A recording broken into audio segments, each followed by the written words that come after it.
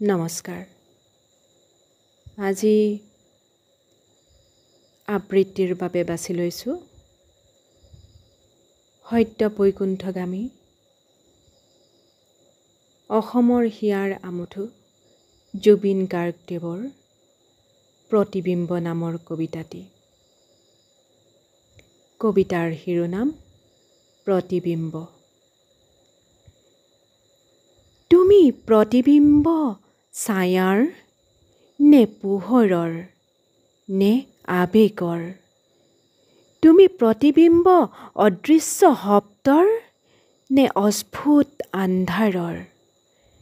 আইনাত সদায় দেখোঁ তোমাক অশ্ৰুৰে ধূসৰিত এক অবাক ৰূপ।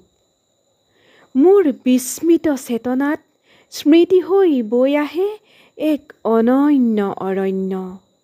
সেউজীয়া নহয় অশ্ৰুৰ বৰ্ণহীন মুকুতা। কেতিয়াবা তোমাৰ চকুৰ কেতিয়াবা মোৰ। ধন্যবাদ।